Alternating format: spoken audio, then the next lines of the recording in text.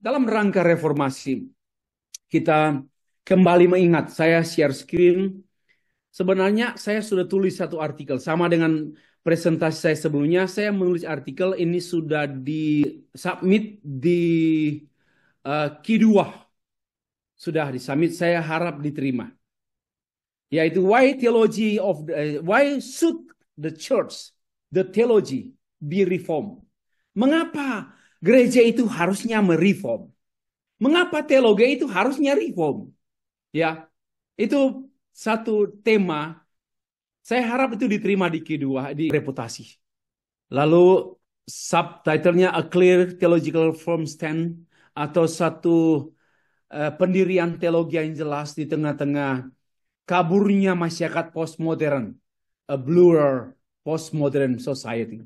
Saya sudah menulis itu, dan saya tulis mungkin ini 2 bulan yang lalu.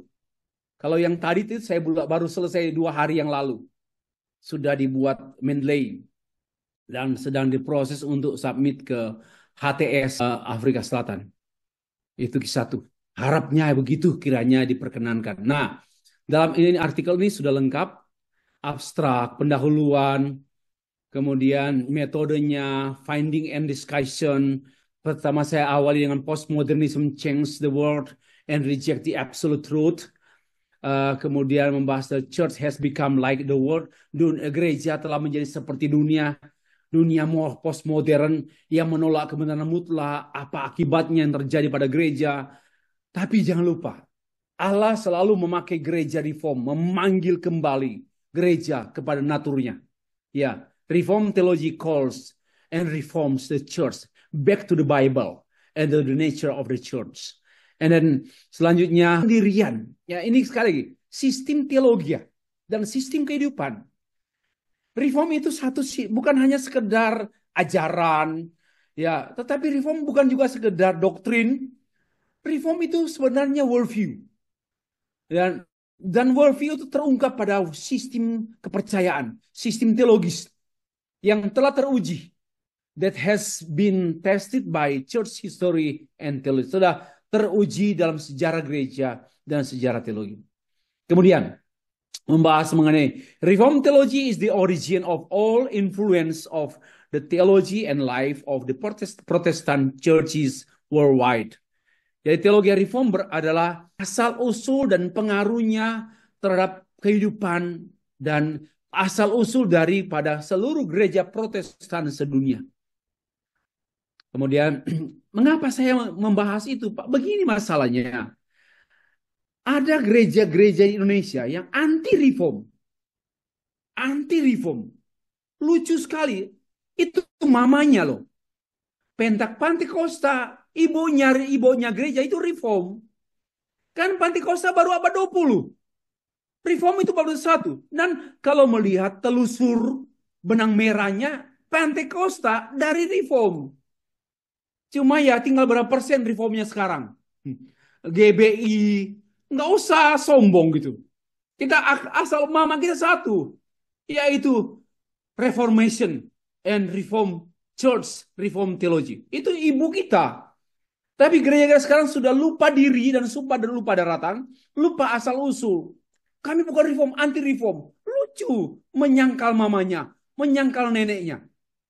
Itu namanya pengkhianatan. Nah, pada poin 7, saya membahas tentang theocracy as the fundamental principle, and the central theme of Reformed theology is also recognized and believed by the true Christian Church. Kemudian, character of Reformed theology is the character of all Protestant churches yang benar. Coba lihat saja, kan tidak mungkin. Katakanlah GPDI. Tahun lalu saya diundang menjadi pembicara utama di seluruh pendeta GPDI Jawa Timur. Ada 400 pendeta GPDI. Membahas tentang Trinitas. Jadi asal-usul buku yang baru di launching tadi itu, asal-usul saya diminta seminar.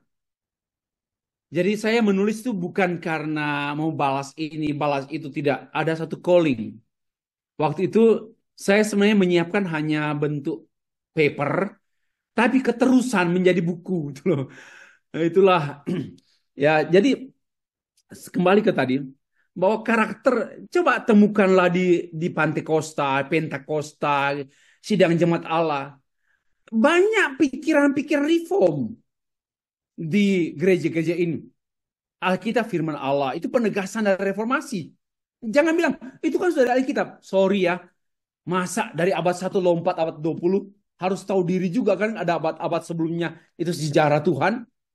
Oke, kemudian yang selanjutnya saya membahas mengenai reform theology remains relevant keeping the church. Bahwa teologi reform tetap relevan menjaga gereja untuk setia pada Alkitab. Setia dan menuntun gereja untuk berperan maksimal dalam dunia ini. Termasuk dunia penginjilan. Dan reform itu penginjilan. Kalau reform tidak penginjilan, jangan sebut kau reform. Reform itu identik dengan gospelization. Oke ya.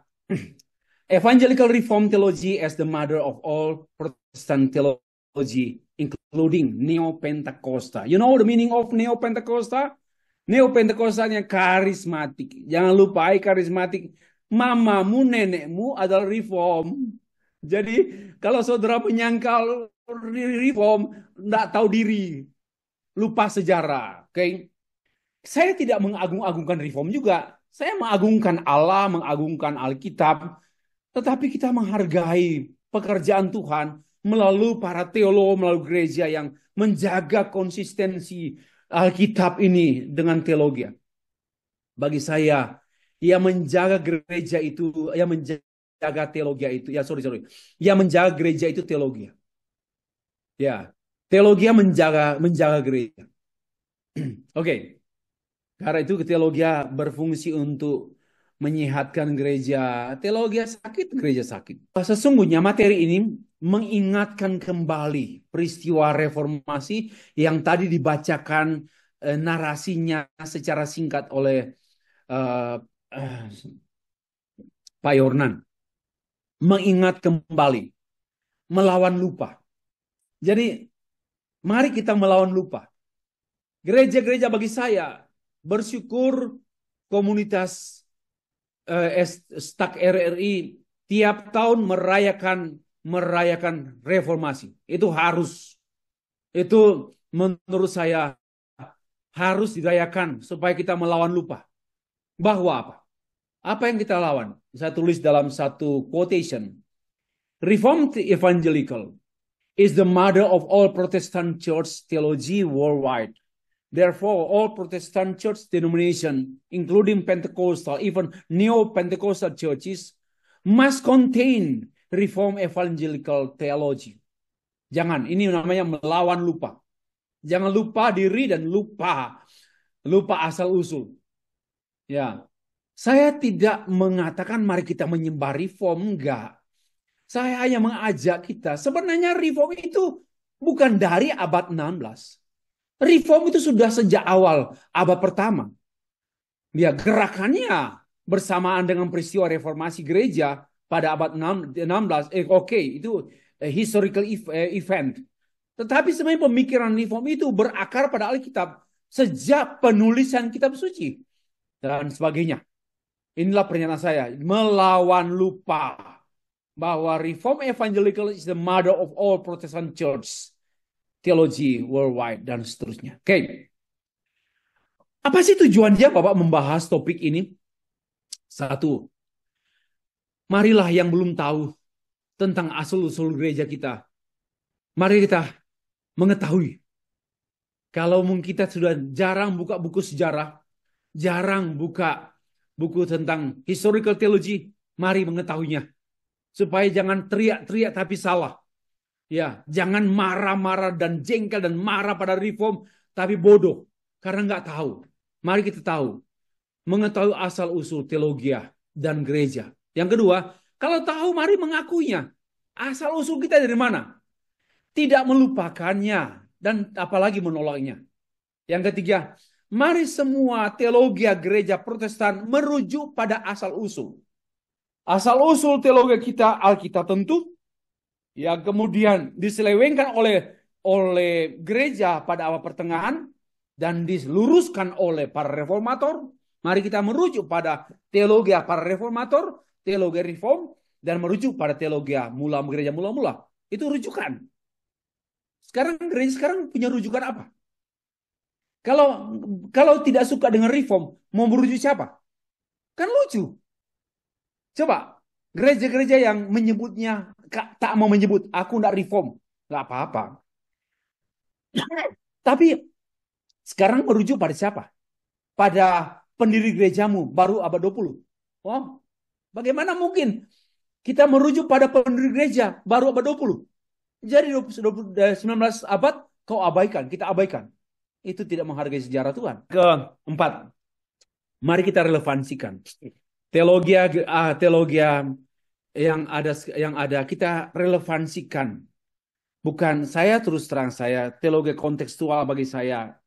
Apa sih putar-putar di kontekstual? Tidak ada. Menurut saya sudah menekuni mempelajari teologi kontekstual. Saya doktor misiologi dan tahu kontekstualisasi. Dan saya bosan dengan kontekstualisasi. Nggak ada hasil.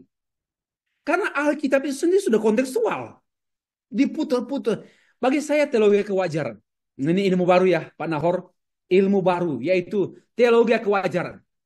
Untuk melayani menjangkau masyarakat non-Kristen di suku tertentu, ya wajar mempelajari suku tersebut, mempelajari antropologi, nggak usah kontekstual. Itu ngomong kosong gitu. Teologi kewajaran. Ya. Karena saya mencermati dalam sejauh yang saya tahu 30 tahun terakhir saya menekuni teologi ya, 30 tahun. Teologi kontekstual apa? Saya sudah lawan itu di Manila pun saya sudah mengatakan kepada profesor, apa itu teologi kontekstual? Hanya keren saja, tapi nggak ada hasil. Berputar-putar dan cenderung jatuh pada konteks, bukan dan mengkhianati teks. Kecenderungan teologi kontekstual, listen to me ya, bukan to me ya, listen to me. Kecenderungan teologi kontekstual, minta maaf, lebih mengedepankan konteks daripada teks. Coba periksa. Teologi kerbau, teologi banana teologi, dokteologi. Coba periksa saja. Itu teologi kontekstual omong kosong. Saya tidak mau kita berpura-pura. Dan saya sudah tulis artikel itu. Sudah dan diterbitkan. Nah, yang kelima, kita evaluasi lah.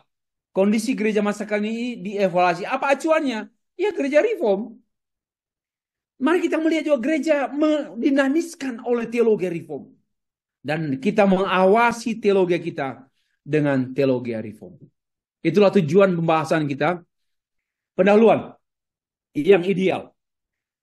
Nah, saya langsung bahas. Karena dari pernyataan saya, teologi reform teruji selama 507 tahun.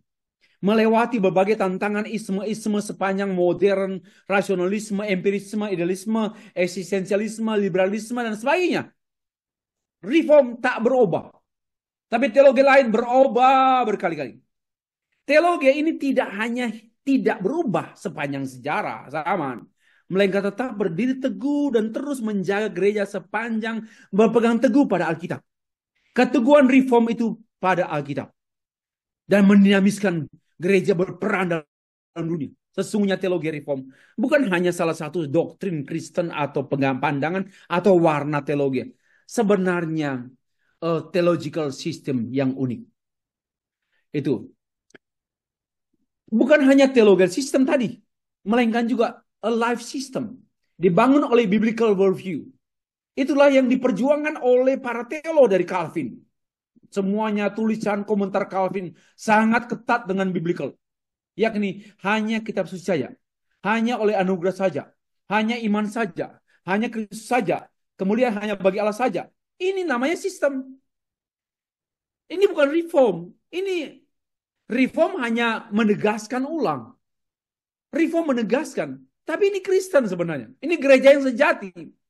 Di luar ini bukan Kristen kau. Yang 5 sola ini, di luar 5 sola ini, di luar bukan Kristen. Mana ada Kristen tanpa iman? Mana ada Kristen tanpa anugerah? Mana ada Kristen tanpa Alkitab? Mana ada Kristen tanpa Kristus? Walaupun Horton menulis kekristenan tanpa Kristus. Karena memang membongkarkan pada kekristenan masa kini yang without Christ today. Nah, ada faktualnya. Tadi kan ideal. Saya bicara yang baik-baik, yang standarnya, yang ortodoksi. Sekarang yang faktualnya, gereja berubah. Lebih tepat diubah. Gereja seperti anak-anak lagi yang diombang-ambingkan oleh rupa-rupa angin pengajaran dan permainan palsu manusia dalam kelicikan mereka yang menyesatkan. Efesus pasal 4 ayat 14. Gereja diombang-ambingkan oleh kepalsuan, penipuan, kelicikan dunia, worldview dunia. Buku yang ditulis oleh MacArthur, A Shame of the Gospel. Coba lihat subtitlenya. When the church becomes like the world. Pada waktu gereja menjadi serupa dunia. Karena memang gereja sedang menyingkirkan Injil dari gereja masa kini. Apalagi gereja-gereja yang mengedepankan praise and worship. Bagi saya, mohon maaf ya, pusat gereja itu Alkitab, bukan praise and worship. Sekali lagi, pusat gereja itu adalah Alkitab. Tapi banyak gereja yang telah menyelewengkan gereja itu, menjadikan praise and worship sebagai center of the church. Dan itu penyelewengan yang sudah terjadi. Alkitab pusat gereja, jantung gereja, bukan praise and worship. Maka apalagi praise and worship sekarang orientasinya manusia happy ya, senang. Bukan Allah lagi, tambah rusak. Saya menulis buku tahun 2017 ini yang saya sebut tadi dalam rangka memperingati 500 tahun reformasi. Saya menulis teologi reformasi, Gereja Abad 21, dan saya menulis subjudulnya Gereja Menjadi Serupa Dunia. Dengan argumentasi yang sampai sekarang ini belum seorang pun membantah bahwa memang gereja sekarang mirip dunia dan duniawi, sangat duniawi. Uang terus yang dibicarakan, nggak ada penginjilan. Yang dibicarakan mengedepankan konseling, nggak ada penginjilan. Bagaimana mungkin gereja seperti itu? Nah, gereja-gereja pun menjadi komunitas duniawi, tidak terkecuali gereja Injili. Saya menulis buku ini dan banyak saya menulis satu artikel yang diterbitkan di Sinta 3 dan juga diterbitkan buku dan saya sudah serahkan kepada gereja ini, kepada PGLI. Saya bilang banyak gereja Injili sudah duniawi dan sudah kehilangan Injil. Nggak ada yang satupun memprotes saya. Karena toh juga George Barna menyimpulkan setiap hari gereja justru menjadi sama seperti dunia, semestinya dia ubahkan. Gereja telah diubah menjadi seperti perusahaan industri hiburan, mengedepankan orang-orang peran-peran orang bertalenta, khotbah-khotbah syarat dengan janji-janji hidup diberkati, hidup sukses, bahkan ada gereja sukses. Gila kan? Sukses itu bukanlah inti Alkitab, tapi dijadikan inti gereja. Para pemimpin gereja memimpin gereja dengan cara-cara duniawi, bukan cara Alkitab. Sehingga gereja menjadi lembaga sangat duniawi, sarang penyamun. Lebih lanjut, Yesus Kristus tidak menghendaki gerejanya menjadi serupa dengan dunia, melainkan ia secara terus-menerus mereformasi gereja, menjadikan alat reformasi dunia. Rasul Paulus menulis, janganlah kamu menjadi sama serupa dengan dunia ini, tetapi berubahlah oleh pembaharuan budi. Roma 12 ayat 2. Sekarang kita membahas teologi reform Injili memang memanggil gereja untuk selalu kembali. Kita bersyukur. Gereja reform senantiasa memanggil gereja kembali kepada kepala gereja. Yesus Kristus mendirikan gereja yang kudus, yang yang esa, tidak membiarkan gerejanya dikuasai oleh alam maut. Matius 16 ayat 18. Apalagi dikuasai oleh dosa-dosa umat dan dosa pemimpin umat. Yesus Kristus menghendaki gerejanya tetap kuat, sebagaimana sifat gereja tetap kudus, maksudnya tetap kudus. Sebagaimana sifat gereja itu kudus. Seperti juga dia adalah kudus, kepala gereja. Selalu memanggil kudus, kudus, kudus. Hamba Tuhan kudus, gereja kudus. Bukan kudis. Reformasi gereja adalah agenda dan pekerjaan Allah sendiri mengembalikan gerejanya kepada naturnya. Sama dengan moto gereja reformasi, Ecclesia Reformata Semper Reformanda. Bahwa gereja reformasi adalah gereja yang mengalami pembaharuan terus kembali, dibaharui, mandi terus, bersih terus oleh firman Allah. Reformasi adalah hidup kembali dari kematian rohani, kembali pada hakikat dirinya gereja, dan selalu direformasi. Mana ada gereja, entah dia Pantekosta, Pentakosta, tidak reformasi. Harus reformasi. 2. Kembali kepada teologi reform. Yang mereformasi, yang mengembalikan gereja pada hakikatnya adalah firman Allah.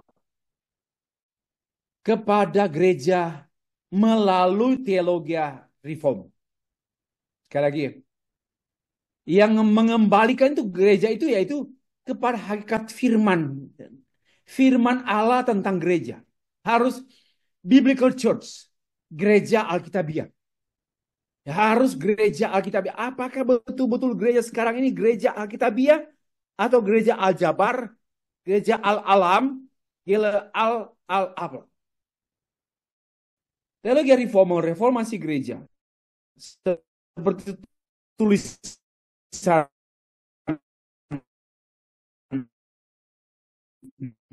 Jack Arnold menegaskan bahwa reformasi adalah gereja itu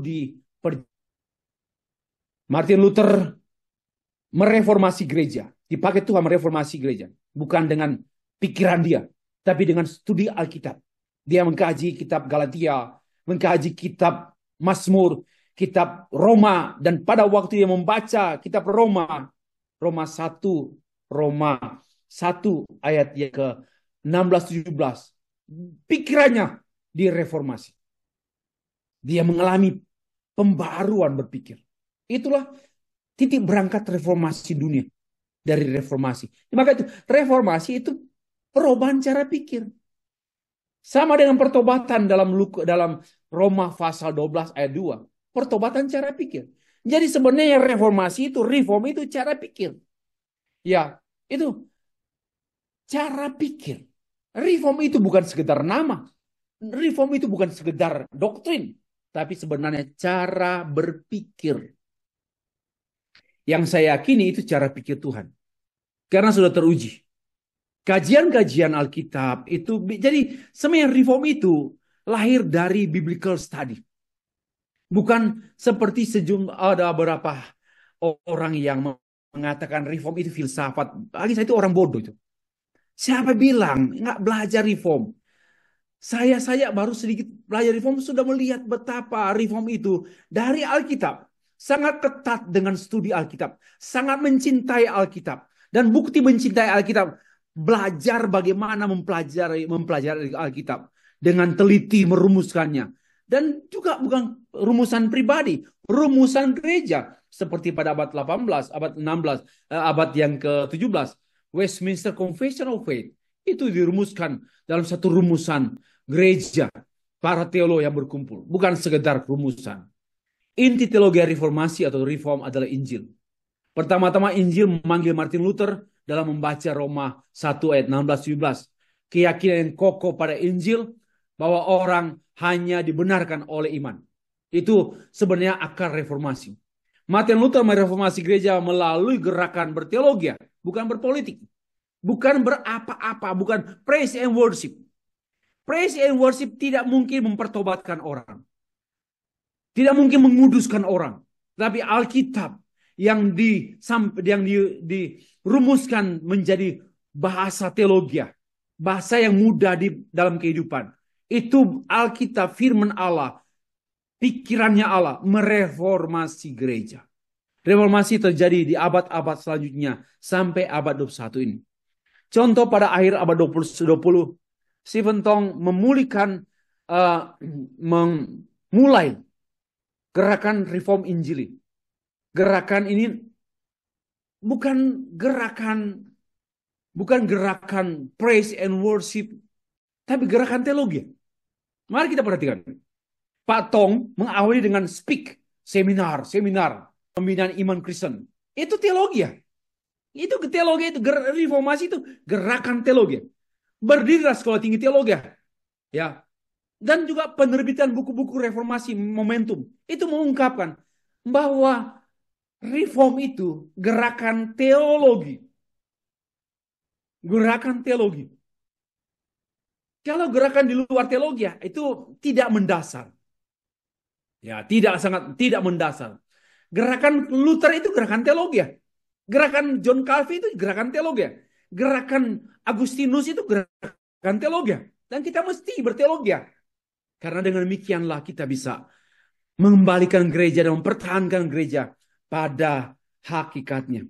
Saudara sekalian, teologi reformasi atau reform theology adalah panggilan Allah sebagai panggilan Injil. Gereja dipanggil oleh Injil untuk hidup.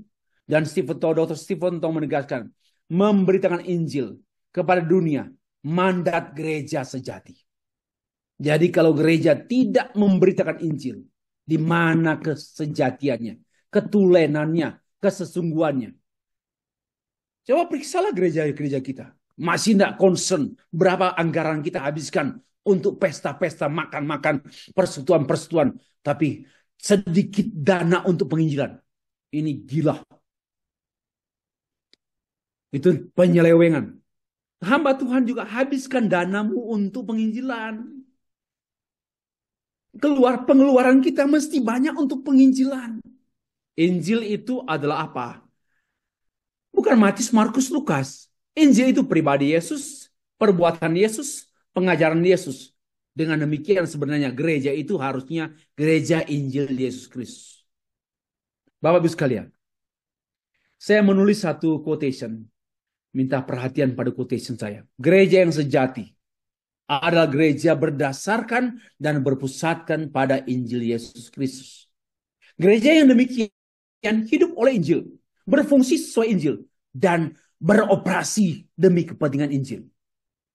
Saya pikir bukan hanya gereja, hamba Tuhan yang sejati adalah hamba Tuhan yang berdasarkan dan berpusatkan pada Injil Kristus. Jadi mindsetnya hamba Tuhan itu Injil. Maka dengan demikian hamba Tuhan hidup oleh Injil. Kehidupan karakternya karakter Injil. Dan fungsinya itu fungsi Injil. Dan dia menghabiskan seluruh energinya demi Injil. Saya berpikir berapa lama lagi saya hidup. Mungkin 10 tahun, 70 tahun saya. Sudah umur 10 tahun masih melayani Tuhan. Kalau masih diperkenankan Tuhan hidup 10 tahun. Mari habiskan energi. Habiskan ujung hidup ini. Habiskan semua dana hidup kita. Demi kepentingan pemberitaan Injil. Kalau tidak, kita jadi hamba Tuhan. Kurang berfungsi. Kurang berfaedah. Sama juga gereja. Kalau gereja tidak menginjili, gereja tak berfaedah. Maka dibuang orang dan diinjak. Bapak Ibu sekalian yang dikasih Tuhan. Yang kedua, Injil Yesus Kristus adalah jantung. Ya, jantungnya. Injil Yesus Kristus itu jantungnya Alkitab. Jantungnya gereja yang sejati. Jantungnya hamba Tuhan. Jantungnya dunia. Ini penegasan saya. Ini sebenarnya penegasan saya. Jadi apa jantung? Kok Pak Stefri bilang Injil itu jantungnya dunia? Iya. Keselamatan dunia ini ya Injil. Kebinasaan dunia tanpa Injil. Maka jantungnya Injil menentukan. Bukan hanya sejahtera, sukses. Itu bukan inti kehidupan. Maka itu jantung dunia adalah Injil. Jantung gereja Injil. Jantung hamba Tuhan adalah Injil. Pas mati, Pak Immanuel. Pas buka ada Injil di hati. Ya. Nah, negatifnya saya sampaikan. Gereja yang tidak serius dengan menginjili adalah gereja yang tidak serius dengan Injil. Listen to me. Sekarang one more time. Gereja yang tidak serius menginjili adalah gereja yang tidak serius dengan Injil. Yang demikian adalah gereja sekarat. Dying church. Sedangkan gereja yang tidak menginjili adalah gereja yang tidak memiliki Injil. Bagaimana dia mau menginjili? Tidak punya Injil. Dan tanda-tanda gereja yang tidak memiliki Injil, tak menginjili. Coba setahun, tak ada penginjilan gereja itu. Persembahan, kalaupun ada, aduh sangat memalukan. Dana penginjilan itu mungkin hanya 5%. Gereja yang tidak menginjili adalah gereja yang tidak memiliki Injil. Yang demikian bukanlah gereja. Jelas ya? Yang gereja bukan gereja itu yang tidak menginjili. Karena nggak punya Injil, bukan gereja lah. Nah, poin ketiga, teologi reform Injili. Kalau Bapak Ibu perhatikan yang slide yang saya tampilkan, ada gambar saya. Itu saya sudah gambar sekitar tahun 2009. Ini tahun 2009. Ini bisa jadi satu buku. Tapi saya belum bergairah nulis satu buku ini. Saya bukan orang sejarawan soalnya. Bukan orang sejarah gereja. Coba perhatikan ya. Saya hanya perhatikan saya abad 1, abad 2 yang di oil. Teologi reform Injili itu sudah ada pada abad 1, abad 2. Peristiwanya ada abad 17, 16. Tapi teologi reform itu teologi ortodoks itu teologi standar. Ya. Teologi standar itu pada abad 1, 2. Ini pada abad 3 dan 5 muncul bapak-bapak gereja. Sudah ada teologi hitam dan teologi putih. Pada abad 7 sampai 14 munculnya pengaruh dari Agustinus, tapi juga ada the Dark Ages dan mulai muncul teologi saya sebut abu-abu, nggak jelas. Pada abad 14 sampai abad 15 Renaissance, ya humanisme merajalela dan sudah makin kabur. Pada abad 16 Tuhan mereformasi gereja, muncul era reformasi dan muncul kembali teologi Injili atau teologi reform. Jadi nggak ada yang baru. Jadi sebenarnya teologi Injili bukan hal yang baru, teologi reform bukan hal yang baru. Teologi dari gereja mula-mula. Tapi kemudian abad 17 muncul deisme, dan muncul rasionalisme, muncul lagi teologi hitam dan teologi putih.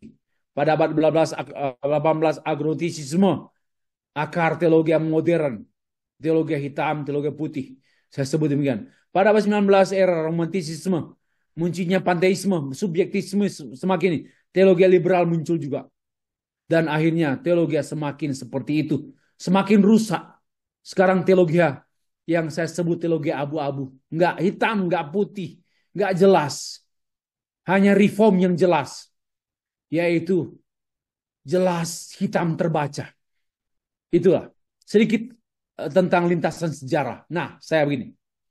Teologi reform Injili bukanlah jenis teologi yang mulai pada abad 16. Bukan juga salah satu dari sekian aliran teologi. Melainkan sebenarnya teologi reform itu satu-satunya teologi gereja Yesus Kristus. Wah, teman-teman bilang, Pak Stefri ini kok ekstrim. Saya punya argumentasi. Oke. Mari perhatikan. Teologi reform itu, reform Injili, sudah ada pada gereja mula-mula. Inilah akar semua gereja Kristen. Teologi Kristen. Abad ini dikenal dengan tradisional teologi. Atau ortodoks. Bukan gereja ortodoks ya timur. Enggak. Teologi. Kemudian pada abad 11 sampai 15 dihilangkan. Teologi reform ini dihilangkan oleh sebagian pemimpin gereja dan teolog gereja, ya, dihilangkan, bahkan ditukar, diganti. Ya, maka itu semua pilar yang adalah pilar reform itu, misalnya Alkitab, firman Allah, hidup oleh anugerah Allah, dibenarkan oleh iman, itu bukan temuan Luther itu. Itu Luther hanya menegaskan yang disembunyikan ditampilkan. Itu sudah ada pada gereja mula-mula. Siapa bilang itu merupakan ide Luther, Martin Luther. Ya, sola Christo, sol Deo Gloria. Itu 5 sola ini adalah sebenarnya bukan dari abad 16. Sudah ada pada abad 1, abad 2. Teologi Paulus itu teologi seperti teologi anugerah, pembenaran oleh iman. Teologi itu Soli Deo Gloria itu teologi Paulus. Siapa bilang itu teologi reform baru abad 16? Ya, Maka itu sebenarnya akar semuanya satu. Teologi mainstream, teologi itu adalah reform evangelical. Teologi ini ditemukan kembali oleh para reformator. Ya, ditemukan kembali pada abad 16. Dan mata rantai teologi gereja apapun di dunia ini, ya kecuali Katolik. Sebenarnya Katolik juga, saya melihat Katolik juga ada reformnya. Ya mungkin berapa persen, 1% ke 2%. Jika Katolik kan ada, pada intinya saya juga ada setuju. Tapi sebenarnya eh, sisa-sisa reform sejak abad 1, abad 2 masih ada pada Katolik. Saya sebut ini istilah yang sekarang sendiri perlu dikaji ulang. Sisa-sisa reform yang di gereja Katolik masih ada lah. Mungkin tinggal 5%. Saya nggak tahu lah, tapi saya bercanda aja. Dan itu bukan hal yang mutlak. Tapi karena menurut saya reform itu bukan baru abad 16. Bukan baru pada abad 16. Reform itu adalah mainstream gereja, teologi gereja sepanjang abad. Dari abad 1, abad 2. Tinggal dipulihkan oleh Martin Luther, John Calvin, Farel, Zwingli, dan sebagainya. Seperti itu. Mungkin kata yang tepatnya perlu dicari lagi lah. Nah, awal dan akar teologi gereja-gereja Protestan adalah teologi reform. Perhatikan ya. Reform theology atau reform tradition atau reform Christian reform atau reform faith sama dengan Calvinism merupakan pemurnian gereja Katolik abad yang ke-16. Pemurnian. Karena sebenarnya kan hanya ada satu gereja yang am. Baru ada upaya pemurnian gereja. Tapi ternyata Katolik secara organisasi tidak mau dimurnikan. Maka orang-orang yang dulunya di dalam gereja Katolik mengambil keputusan mengikuti jalan ya reform atau Calvinism adalah suatu arus utama gereja Protestan. Dan saya menuliskan demikian, Bapak Ibu sekalian. Reformed Church follow the theological tradition and membentuk forms of Christian practice set down by John Calvin, Zwingli, and other reformator theologian. Itulah turunannya dari sana, Bapak Ibu sekalian. Pengakuan imam gereja-gereja Protestan, bahkan saya Katolik, sepanjang masa. Coba ya, Katolik kan mengakui Allah Tritunggal, Allah Trinitas, Bapa, Anak, dan Roh Kudus. Itu Katolik. Dan Reform pun mengakui Allah Bapa, Allah Anak, Allah Roh Kudus. Mulai dari Nisia Konstantinopel pada 325, 381. Kan seperti itu, saya tidak ingat lagi tanggalnya. Saya coba ingat. Mungkin seperti itu. Nah, akarnya kan Reform. Saya melihat di dalam, walaupun sebenarnya substansi, saya sudah bahas di pertama tadi ya, eksistensinya kelihatannya sama. Tapi esensinya tentu berbeda. Katolik dan Reform Church itu esensinya berbeda. Karena memang sistem berpikir dan sistem kepercayaan Reform memang berbeda total dengan sistem kepercayaan Katolik. Bahkan dengan gereja-gereja non-reform. Nah, pengaku iman dan teologi gereja-gereja masa kini merupakan kontekstualisasi daripada pengakuan iman dan teologi reform. Kalau ada pengaku iman gereja Baptis, gereja Anglikan, gereja Pantekosta, Pentakosta, Sidang Jemaat Allah, pasti ada titik reformnya. Pasti ada reformnya. Walaupun nggak semuanya mungkin. Tapi karena akarnya reform. Mamanya, neneknya reform. Jadi akar, untuk apa sih saya bahas ini? Saya mau mengatakan, jujurlah pada sejarah. Jangan lupa diri, itu saja. Ya, jangan lupa diri bahwa kamu punya nenek reform. Jangan benci. Karena itu ceritanya tak bagus. Nah, jadi kita tahu apa tujuan saya. Bukan tujuan membuat gereja reform. Ayo jadi gereja reform. Bukan, kami tidak perlu. Tapi setidaknya teologi reform itu dibaca, disampaikan, dan semua orang terbuka untuk melihat akulah Aku di situ. Biarpun saya sekarang Pantekosta, saya ada di Reform. Saya percaya firman Allah, Alkitab firman Allah, inerensi.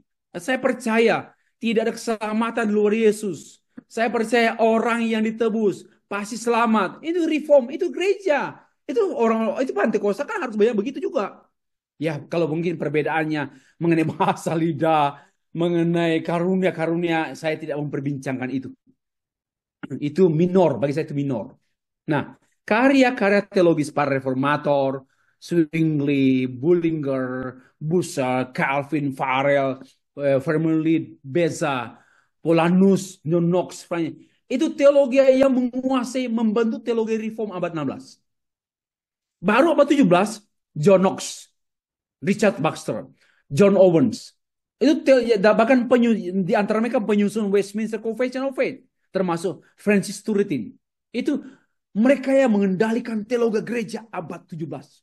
Tahu sejarah. Belum ada Pantekosta. Ya, tahu diri gitu. Yang bilang saya tidak mau itu, saya hanya mau langsung abad 17, abad 20 Pantekosta. Masa mau buang itu abad 19 abad? Tapi sejarah pemikiran teologi gereja reform terus sampai berkembang. Ya mungkin ada yang menyimpang juga. Tapi bukan reformnya yang menyimpang, orangnya. Coba pada abad yang ke-18, ada Jonathan Edwards, ada George Whitefield. Ya, coba ini tokoh-tokoh sentral teolog dunia waktu itu, bukan waktu sekarang. Waktu masih banyak lagi teolog yang saya nggak cantum lagi namanya. Reform semua yang mengontrol pemikiran teologi gereja pada masa itu sampai sekarang. Coba abad 20, abad 19, ratusan teolog reform abad 19. Di antara Charles Hodge, ya, kemudian A. Hodge, Warfield, dan sebagainya. Dan mereka itu mengkontribusikan pemikiran teologi pada masa itu sampai sekarang. Dan dibaca oleh teolog abad 20. Nyambung lah abad 21. Coba, ratusan teolog reform abad 20 di antaranya.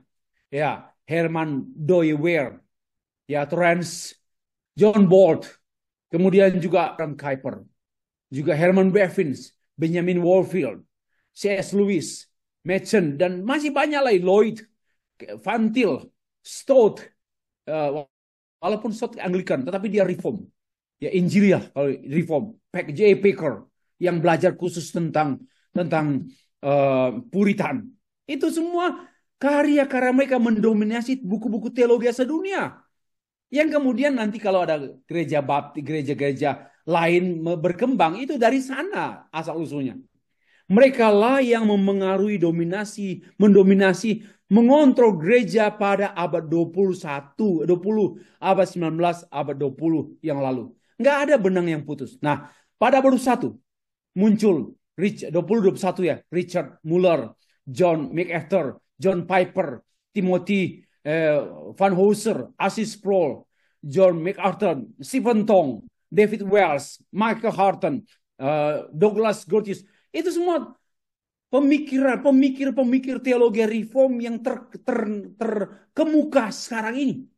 Dia lintas teologi, lintas gereja. Dia menjadi rujukan berteologi masa kini.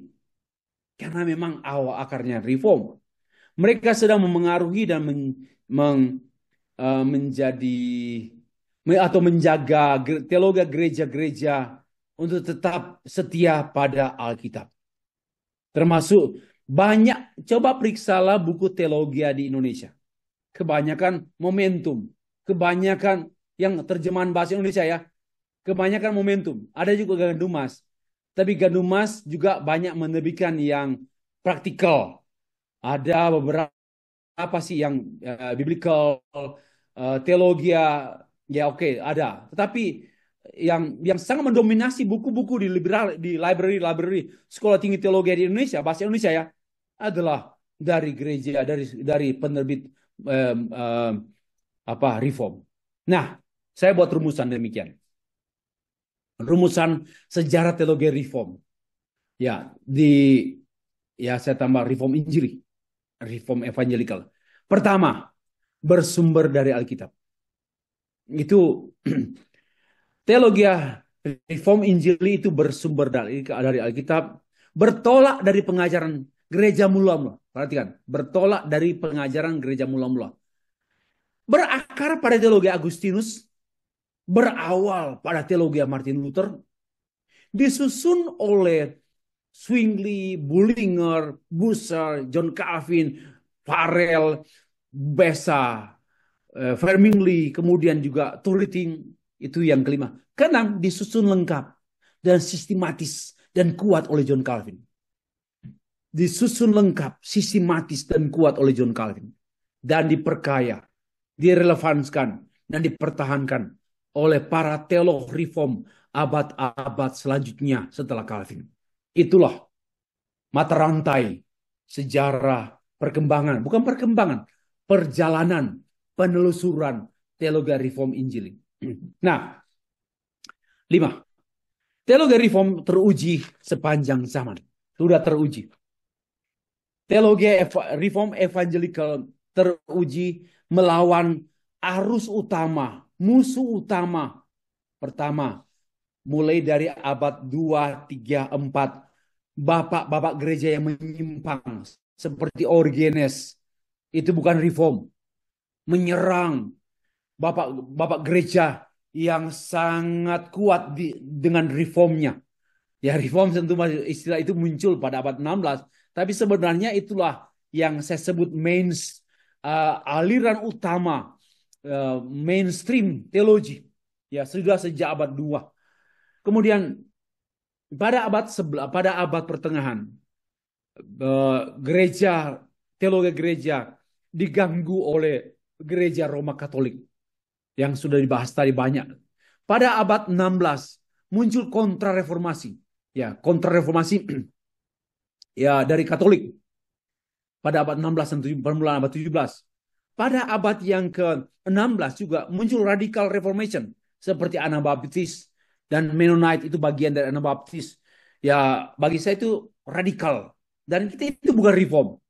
Bagi itu ada reformnya, tetapi ya akarnya reform, tapi dia radikal reform disebut. Kemudian muncul remonstran dari akarnya Yakub Arminius, ada bantahan, remonstran itu bantahan. Pada abad yang ke-17. Pada abad 17. Tetapi reform bertahan terus dalam satu garis lurus. Pada abad modern, teologi liberal itu merajalela juga, menghantam dunia kampus teologi dan berdampak pada gereja-gereja. Banyak gereja yang diliberalkan, tetapi reform tetap tidak berubah. Puji Tuhan. Teologi reform Injili tetap tidak berubah. Tambah lagi musuhnya muncul, teologi kontemporer. Dia menekankan konteks daripada teks. Wah, terus banyak teologi masa kini yang muncul hari ini besok mati. Dan terakhir sekarang, teologi postmodern. Ini sedang menghantam teologi reform. Karena yang lain sudah tidak ada yang dihantam. Sudah hancur semua. Tinggal teologi reform yang dihantam. Tapi kita bersyukur bertahan sampai hari ini. Dan saya percaya bertahan sampai selamanya gereja ada. Nah, itulah saya sebut mengenai akar daripada perjalanan sejarah reform yang telah lulus teruji. Tapi yang lain saya nggak sebut satu persatu ya. Yang teologi lain itu gugur, berubah. Berapa kali berubah. Yang bertahan itu hanya reform evangelical. Nah, sekarang saya mau sampaikan. Teologi reform menegaskan 5 sola. Sola scriptura, sola gratia, sola fide, sola Christo, sola Deo gloria. Hanya kitab suci saja. Ini kalimat lengkap ya. Hanya oleh kitab suci saja. Saja ini penting. Hanya itu penting. Hanya oleh anugerah saja. Jangan dipotong-potong. Hanya oleh iman saja. Hanya oleh Kristus saja. Hanya kemuliaan bagi Allah saja. Ini semua adalah jantung gereja. Kalau nggak ada begini, nggak ada 5 ini bukan gereja. Setan itu. Salah satu pun nggak ada sola gratia. Bukan Kristen itu. Salah satu nggak ada sola fide. Bukan Kristen itu. Jadi orang yang benci reform nggak tahu diri. Reform itu penegasan mengenai 5 sola ini. 5 sola ini sangat menjadi inti daripada kekristenan. Satu ditolak, tolak semua.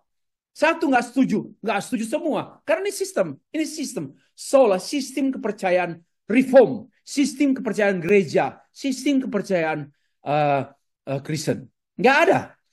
Ini tentu kembali ditegaskan oleh gereja reform, oleh para teolog reform. Nggak ada yang baru sebenarnya. Tapi yang sudah dikuburkan oleh gereja-gereja, sudah dikuburkan oleh pemimpin gereja, teolog-teolog gereja abad pertengahan, itu kembali digali lagi dan ditemukan lagi oleh Martin Luther, Farel, Zwingli, Calvin. Dan ini yang ditegaskan kembali. Dan 5 sola ini sudah ada pada gereja abad 1, abad 2. Bukan hal yang baru. Ya, maka sebenarnya reform itu sejak abad 2. Abad 1, abad 2. Oke, jadi gereja reform menjunjung tinggi 5 pilar sola yang tidak mengakui, bahkan sekalipun hanya mengakui satu pilar saja, bukan Kristen, bukan gereja. Harus tegas. Ini soalnya prinsip yang mendasar. Juga, mari kita perhatikan, buku saya lengkap dan masih menulis per karakter ini. Karakter teologi reform adalah karakter semua gereja. Dengar baik-baik. Keenam karakter teologi reform ini adalah mendasar dan umum bagi gereja-gereja Protestan. Bahwa teologi reform itu biblical. Memang biblical, from the Bible. Talk about the Bible. Dan yang kedua, reform itu covenantal. Melihat Alkitab itu dalam perjanjian Allah. Allah yang bertindak, Allah yang mendahului, Allah yang berprakarsa, Allah yang menyudahi. Dari Kejadian sampai Wahyu, maka itu tidak heran kalau Alkitab itu dibagi 2, perjanjian baru, perjanjian lama. Karena tema sentral reform adalah covenant. Maka bertolak dari Alkitab. Kata covenant itu bukan katanya reform, tapi itu penegasan reform bahwa memang seluruh Alkitab mata rantainya covenant, perjanjian Allah yang digenapi dan disempurnakan pada konsumasi, yaitu ada penciptaan, kemudian ada kenubuatan, ada fulfillment, dan ada consummation. Itu covenant. Yang ketiga, tradisional. Tradisional ini dalam pengertian ortodoks. Bukan gereja ortodoks, tapi teologi ortodoks, teologi standar. Tradisional adalah teologi standar. Bahwa reform sangat menekankan teologi standar yang mengacu pada teologi perjanjian baru. Pada gereja mula-mula. Gereja mula-mula pun disebut teologi tradisional. Sebutannya demikian. Teologi abad 1 disebut teologi abad 2 adalah tradisional teologi. Dan itu rujukan daripada para reformator. Yang berikut, konfesional. Teologi reform itu pengakuan tentang kebenaran, pengakuan tentang Tuhan, tentang Bapa, Anak, Roh, konfesi. Itulah sifat gereja, sifat teologi gereja reformasi, sifat teologi reformasi yaitu reform, yaitu konfesi. Maka itu ada pengakuan iman, pengakuan Westminster Confession,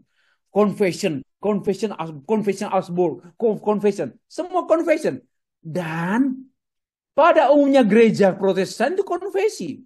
Hanya memang gereja sekarang kurang tertarik lagi berkonfesi. Di mana gereja sekarang pengakuan iman rasuli sudah hilang, diganti. Itu bahaya sekali itu. Bagi saya itu satu bahaya gereja kehilangan konfesi. Yang kelima, ecclesiastical. Teologi gereja itu bersifat kegerejaan.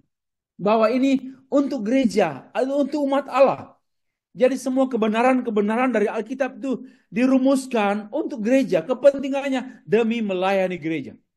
Dan pasti praktis. Semuanya dialami, bukan hanya dipikirkan. Dijalani, dialami, dilakukan praktis. Ya, saya percaya pada Allah, saya menyembah dia. Praktisnya menyembah. Gitu.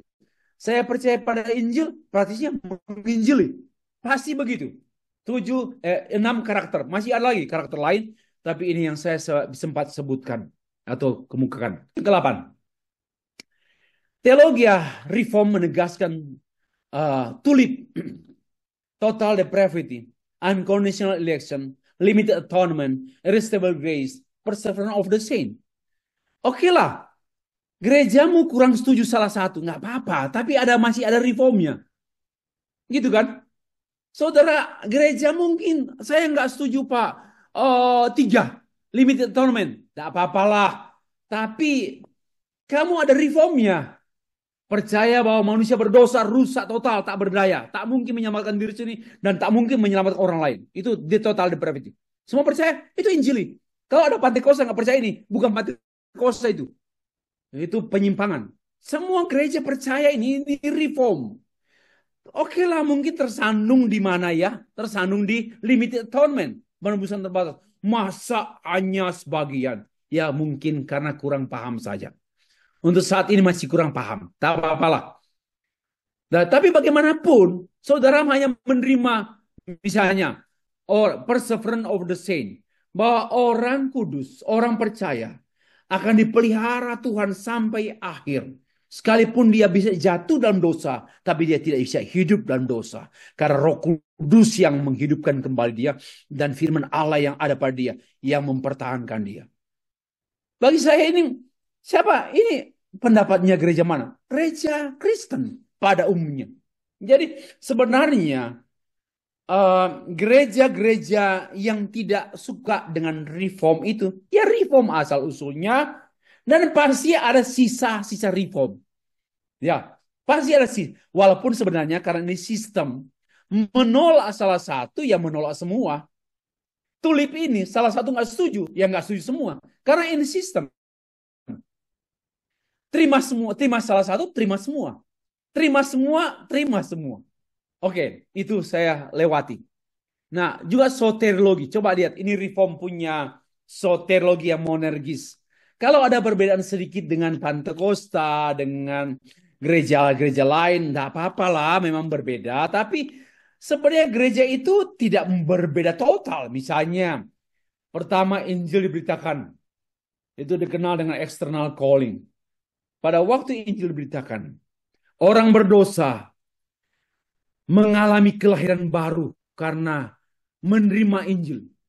Matanya terbuka. Dia percaya dari mati rohani, hidup rohani, hidup oleh pekerjaan Roh Kudus.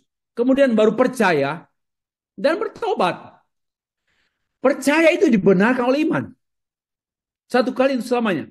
Dan pada saat yang dikuduskan. Pada saat dibenarkan. Dan terus menerus dikuduskan. Setelah dikuduskan, dipertahankan sampai akhir. Ini mau gereja Reform, Metodis, Pentakosta, itu semuanya. Kecuali mungkin untuk 1-2 pokok. Ini semua reform. Ini semua Alkitab. Ini semua gereja abad 2, abad 1, abad 2. Dan gereja-gereja yang tidak menyebut diri reform pasti mengandung entah 90%, 80%, terserahlah. Maka itu kalau utuh pasti konsisten. Itu namanya sistem kepercayaan yang kokoh. Tak akan tergoncangkan. Karena itu kalau hanya percaya nomor 2, nomor 3, nomor 4 nggak percaya, nomor 5 percaya, itu in system. Ya, di luar sistem, gampang hancur, gampang berubah. Mesti kalau sistem itu takkan goyah. Ya, demikianlah. Pengakuan imam reform. Coba perhatikan ya.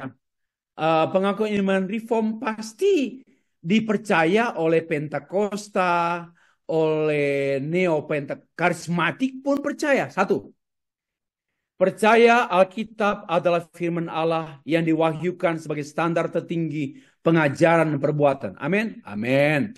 Kalau gereja Pentakosta nggak percaya ini, ya bukan gereja itu. Dua, percaya bahwa Allah adalah satu adanya dalam 3 pribadi yang berbeda, namun sehakikat sejak kekalan, yaitu Bapa, Anak, dan Roh Kudus. Pasti gereja manapun percaya ini. Dan ini penegasan reform. 3, percaya bahwa Yesus Kristus adalah Allah dan satu-satunya juru selamat. Itu Injili, reform, dan pasti Pentakosta percaya. Pasti gereja Baptis, gereja manapun percaya, Anabaptis pun percaya. Maka itu saya katakan bahwa reform itu inti, itu asalnya. Itu namanya gereja arus utama dan teologi arus utama. 4. Percaya bahwa keselamatan adalah kasih karunia Allah oleh iman saja kepada Yesus Kristus yang menebus, yang dimeteraikan oleh Roh Kudus. Pasti Pantekosta setuju ini. Ya, pasti gereja reform manapun setujulah. 5. Percaya bahwa persekutuan orang kudus, orang percaya adalah gereja yang esa, yang kudus, sebagai agen misi, agen tunggal misi Allah dalam dunia. Amin lah. Reform, evangelical, gereja Pantekosta, setuju ini. 6. Percaya bahwa Yesus Kristus sebagai Tuhan adalah Tuhan yang akan datang kembali dan akan terjadi kebangkitan orang mati. Penghukuman kekal bagi yang tidak percaya dan kehidupan kekal bagi yang percaya. Ini amin. Pantekosta pasti percaya. Pasti sama, tidak kurang, tidak lebih. Seperti itu. Mau gereja manapun pasti setuju. Yang nggak setuju bukan gereja. Itu saja. Nah, kalau ada tambah-tambahnya, itu bebas. Setelah gereja A, B, C mau tambah sesuatu, terserahlah. Itu kan punya keunikan masing-masing lah. Saya yakin bahwa Pak Abraham, ketua GBI, ya pada umumnya setuju ini. Pada umumnya setuju, walaupun GBI tinggal ditambah-tambah mungkin disesuaikan dengan konteks gereja masing-masing. Tapi akarnya reform. Akarnya reform. Ya, Gilbert pasti setuju, nggak mungkin nggak setuju. Kalau nggak setuju bukan gereja lah. Pak Gilbert pasti setuju, saya nggak maksa, pasti setuju. Kalau bukan nggak setuju, bukan gereja. Tapi mungkin ada kekhususan, ada tambahan, nggak apa-apa, karena keunikan masing-masing gereja. Tapi saya mau beritahu bahwa akarnya reform. Saya hanya mau ingatkan, jangan benci reform lah. Minimal bersyukurlah dan tahu melawan lupa. Ya, bersyukur Tuhan pakai. Dan sekaligus, apakah saya masih dekat dengan Alkitab atau sudah jauh dari Alkitab? Periksa. Apakah saya sudah tidak teologis, sudah tidak reform? Semakin jauh dari reform, berarti semakin jauh dari Alkitab. Kesimpulannya, teologi reform evangelical adalah induk mother dari seluruh teologi Protestan. Kenapa? Karena berasal dari satu arus utama, bahwa teologi reform adalah arus utama semua gereja. 2. Pilar solas adalah pilar utama gereja reform, dan saya percaya pilar utama gereja-gereja Pantekosta, Pentakosta, gereja Bala Keselamatan, gereja Sidang Jemaat Allah. Nah, kalau menolak 5 sola ini, itu bukan gereja antikristus. Semua pasti terima, karena akarnya reform. Akarnya reform. Yang ketiga, gereja harus reform. Apa artinya? Terus dibaharui. Gereja yang terus tidak dibaharui, tidak kembali pada Alkitab, tidak periksakan dirinya pada Alkitab, diagnosa. Ya bukan reform, bukan gereja. Yang keempat, prinsip utamanya, teokrasi pemerintahan Allah, berpusat pada Allah, dan semuanya dari Allah, oleh Allah, untuk Allah. Siapa bilang? Ya ini pasti semua gereja mengakuinya. Karena reform menekankan prinsip teokrasi, prinsip teosentris, prinsip sinergisme. Bahwa semuanya adalah God's energy. Allah yang lakukan untuk kepentingan Allah. Allah semuanya demi kemuliaan Allah. Dan termasuk tulip. Entah sebagian, semua. Tidak mungkin teman-teman yang anti tulip benci semua tulip. Minimal percaya total depravity. Kecuali Katolik. Katolik nggak percaya total depravity. Unconditional election. Pasti percayalah bahwa kita orang berdosa tak berdaya. Kita hanya dipilih tanpa syarat. Pasti percayalah. Oh, mau dia Pantekosta, dia Anglikan, mau dia gereja apapun, pasti percaya. Itu akarnya reform. Kalau limited atonement mungkin karena kurang mungkin memahami, nggak apa-apalah, masih proses. Tapi minimal ada sekian persen reformnya di gereja-gereja yang tidak terima limited atonement. Tapi saya malah nggak terima salah satu, ya bukan sistem, kacau. Yang terakhir, karakteristik reform itu karakteristik gereja-gereja pada umumnya. Berapa murninya teologi reform yang ada di gereja X? Berapa persen? Karena semuanya berasal dari teologi yang mengandung teologi reform. Berapa persen kandungan teologi reform pada Gemim? Berapa persen kandungan teologi reform pada kerapatan gereja di Minahasa? Berapa persen kandungan teologi reform pada GBI? Berapa persen? Pasti ada. Dan kan semua gereja itu kan baru muncul abad 20. Tapi harus merujuk pada gereja-gereja sebelumnya. Ada benang merah, ada perjalanan sejarah, ada buku-buku yang ditulis berkontribusi pada gereja masa kini, abad 16. Dan menelusuri sebelumnya juga ada gereja abad 1, abad 2. Dan itu rujukan reform. Pertanyaannya, mengapa sebaiknya gereja menjadi atau memiliki pendirian teologi reform? Jawabannya, karena kondisi organisasi gereja masa kini di era postmodern telah dan sedang diubah oleh gereja, oleh masyarakat dunia yang telah dikuasai oleh worldview postmodern. Tidak kenal siapapun. Semua gereja sedang menghadapi arus yang begitu kuat mengalir, menghanyutkan. Maka mari kembali pada reform. Itu poin pertama. Kembali pada reform. Karena reform sudah teruji di sepanjang sejarah. Nggak berubah. Dua pertanyaannya. Mengapa sebaiknya gereja-gereja memiliki pendirian teologi reform? Mengapa?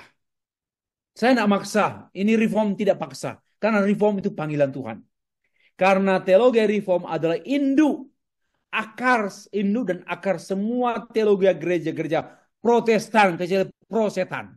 Yang prosetan maka tidak berakar pada reform. Yang prosotan pun tak berakar pada gereja reform. Prosetan tak berakar. Hanya Protestan pasti berakar. Tahulah asal usulnya dari abad 16 sampai abad 21 ini. Teologi reform adalah benang merah semua teologi Protestan sepanjang masa. Ya.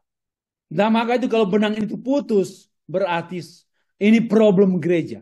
Teologi reform adalah suatu worldview yang berbeda dengan semua pandangan dunia. Oh, betapa kita bersyukur. Gereja yang memiliki pendirian dan pegangan teologi reform yang jelas, yang teguh, yang indah, tambah sederhana, berpengaruh di tengah-tengah masyarakat dunia postmodern, semakin kuat dengan kepastian. Ya, kita pasti di tengah-tengah postmodern yang tidak pasti. Yang pasti itu teologi reform, semua pasti selamat, pasti tolong Tuhan. Itu reform. Di tengah-tengah ketidakpastian dunia, semakin jelas di tengah-tengah kaburnya dunia, semakin buruk di tengah semakin indah teologi reform di tengah-tengah buruknya dunia, dan semakin berkuasa, punya kuasa di tengah-tengah dunia yang tak berdaya. Terima kasih.